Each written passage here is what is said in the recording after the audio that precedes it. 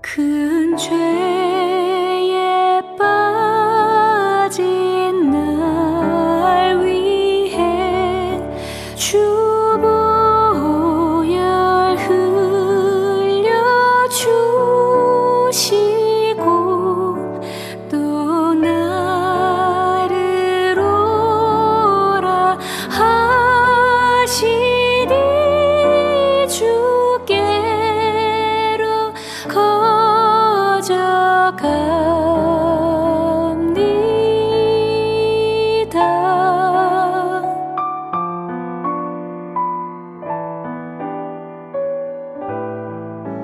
내 죄를 씻는 능력은 주 보혈밖에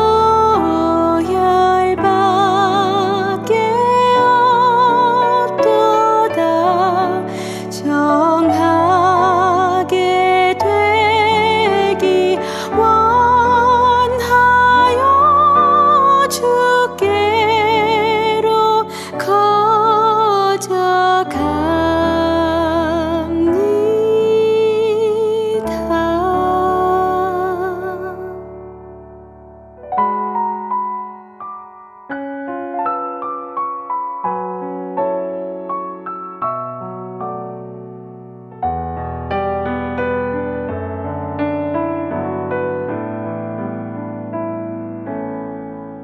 큰 죄악 씻기 원하나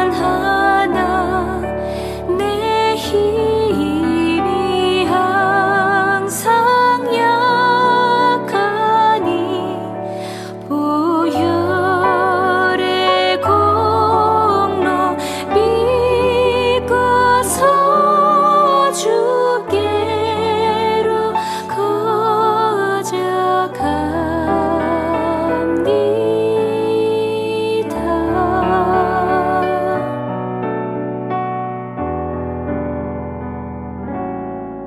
주 예수 베푼 사랑이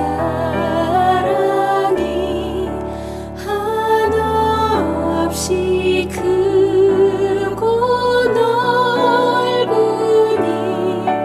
내 뜻을 모두 버리고 주께로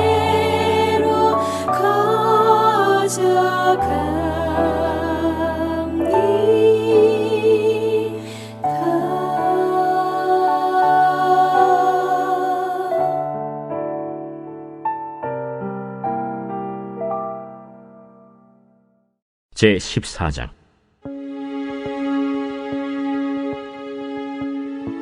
스루야의 아들 요압이 왕의 마음이 압살롬에게로 향하는 줄 알고 드고아에 사람을 보내 거기서 지혜로운 여인 하나를 데려다가 그에게 이르되, 청하건대 너는 상주가 된 것처럼 상복을 입고 기름을 바르지 말고 죽은 사람을 위하여 오래 슬퍼하는 여인같이 하고 왕께 들어가서 그에게 이러이러하게 말하라 하고 요압이 그의 입에 할 말을 넣어주니라. 드고아 여인이 왕께 아를 때 얼굴을 땅에 대고 엎드려 이르되, 왕이여 도우소서. 무슨 일이냐? 나는 진정으로 과부니이다. 남편은 죽고 이 여종에게 아들 둘이 있더니 그들이 들에서 싸우나 그들을 말리는 사람이 아무도 없으므로 한 아이가 다른 아이를 쳐 죽인지라. 온 족속이 일어나서 당신의 여종 나를 핍박하여 말하기를 그의 동생을 쳐 죽인 자를 내놓으라.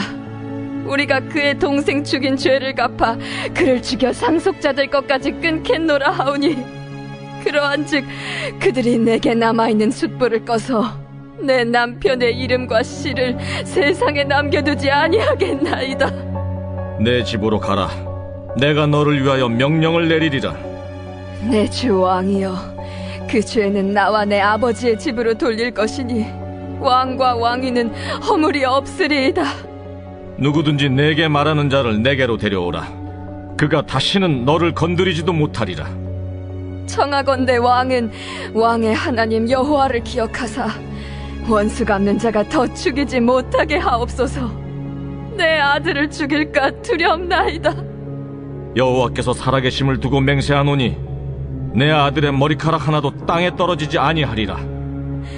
청하건대 당신의 여종을 용납하여 한 말씀을 내 주 왕께 여쭙게 하옵소서. 말하라. 그러면 어찌하여 왕께서 하나님의 백성에게 대하여 이 같은 생각을 하셨나이까?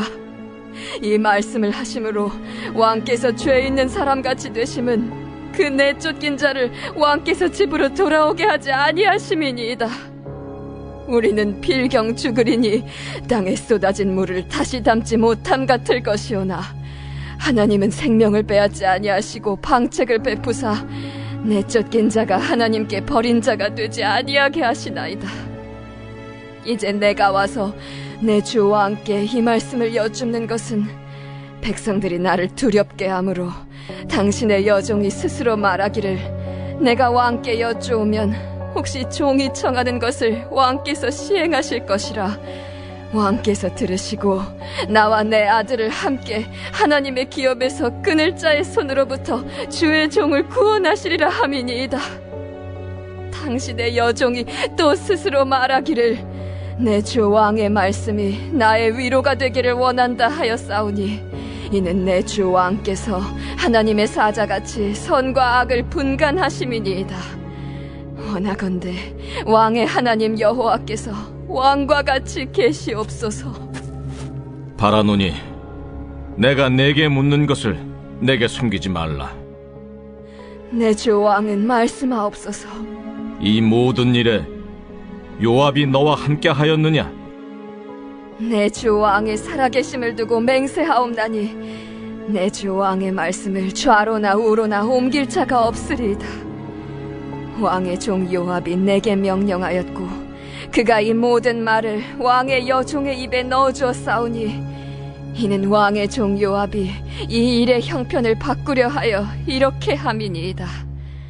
내 주 왕의 지혜는 하나님의 사자의 지혜와 같아서 땅에 있는 일을 다 아시나이다. 할렐루야. 금요일 아침 하나님 앞에 나오신 사랑하는 서정교회 성도님들을 주님의 이름으로 축복합니다. 함께 사무엘하 14장의 말씀을 살펴보았습니다. 오늘은 20절까지의 내용을 보고 내일 21절부터 마지막 33절까지의 말씀을 살펴보도록 하겠습니다. 지난 시간 다윗은 자신의 자녀들이 서로 범죄하고 죽이는 큰 아픔을 겪게 됩니다.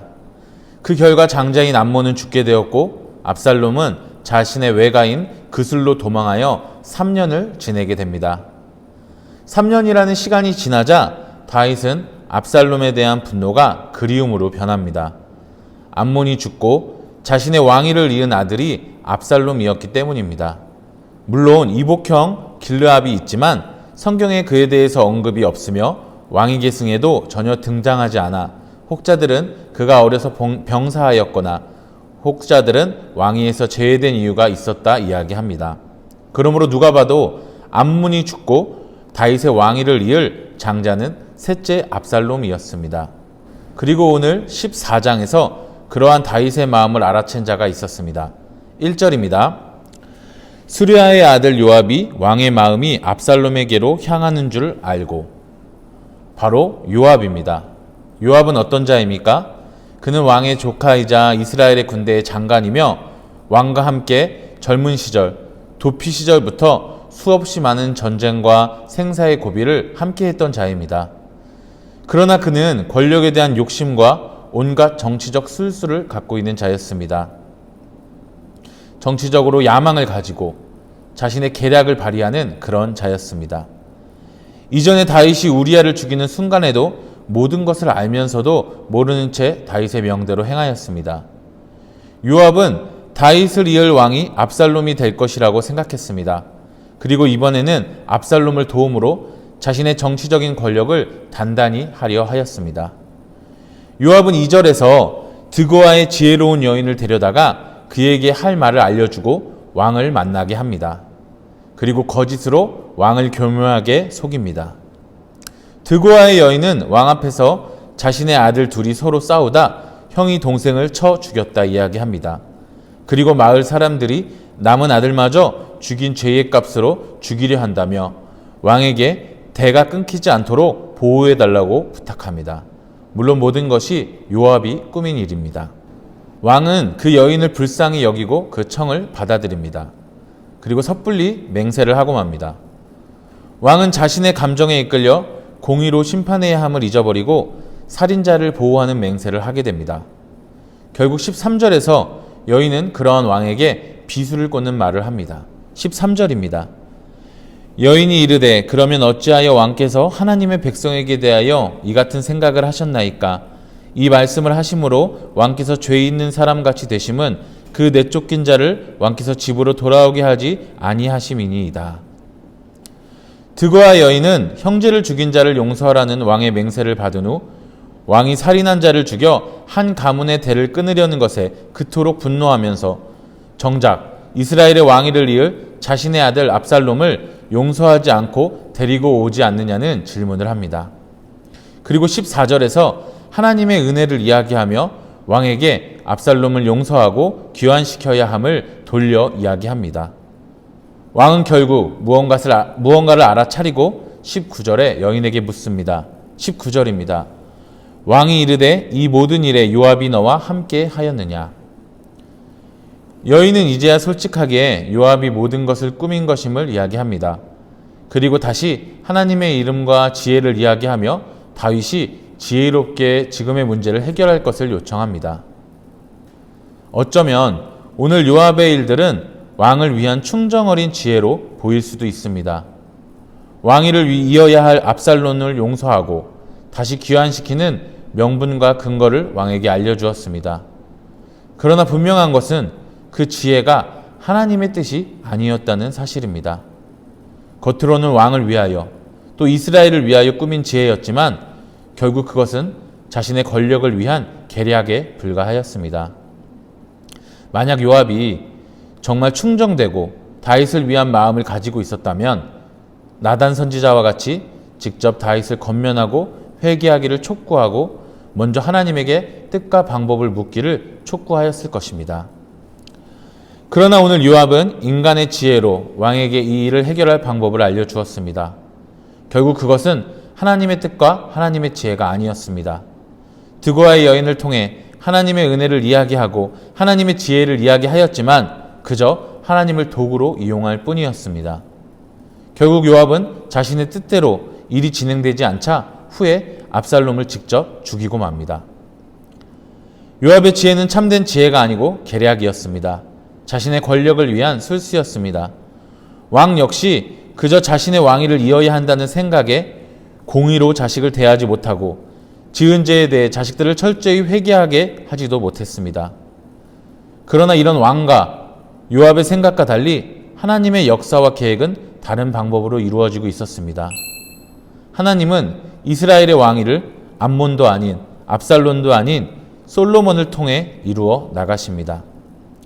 그러나 오늘 왕과 요압 그리고 암몬과 압살롬은 모두 하나님의 뜻과 방법이 아닌 자신들의 생각과 자신들의 방법으로 모든 것을 해결하려 하였습니다.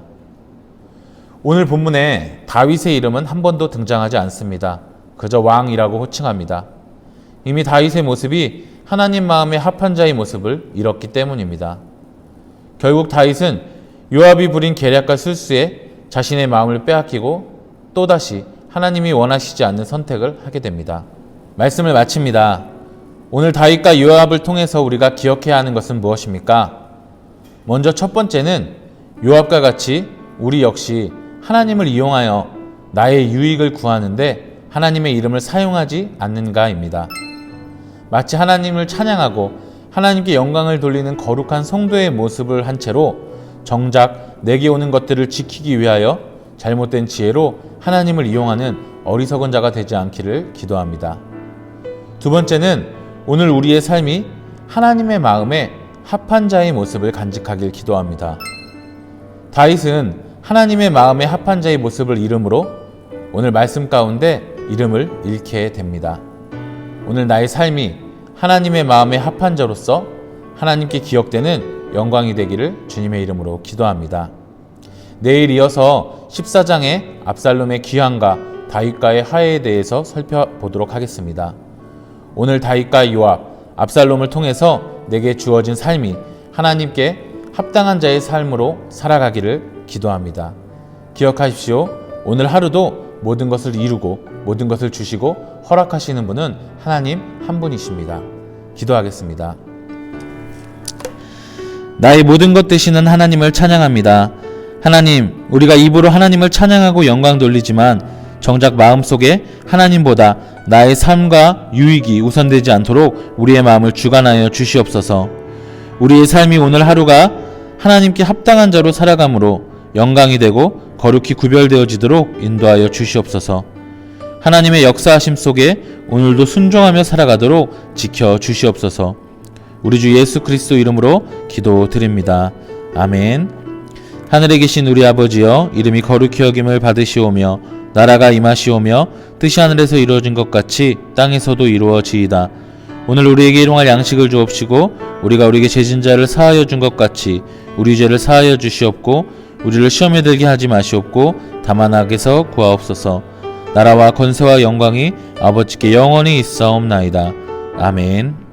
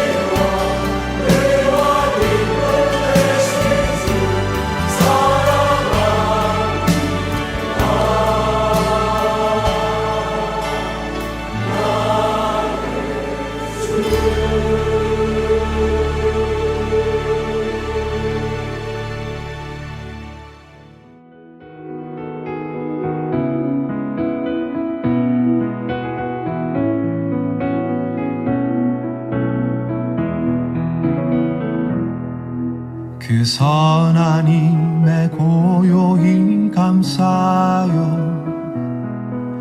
그 놀라운 평화를 누리며 나 그대들과 함께 걸어가네. 나 그대들과 아내를 여네. 지나가 넘을 어둠의 날들이 무겁게 내 영혼 짓눌러도 오 주여 우릴 외면치 마시고 약속의 구원을 이루소서. 그 선한 힘이 우릴 감싸시니 믿음으로 일어날 일 기대하네. 주 언제나 우리와 함께 계셔. 하루 또 하루가 늘 새로워. 주께서 밝히신 작은 촛불이 어둠을 헤치고 타오르네. 그 빛에 우리 모두 하나 되어 온 누리에 비추게 하소서. 그 선한 힘이 우릴 감싸시니 믿음으로 일어날 일 기대하네. 주 언제나 우리와 함께 계셔. 하루 또 하루가 늘 새로워. 이 고요함이 깊이 번져갈 때 저 가슴 벅찬 노래 들리네.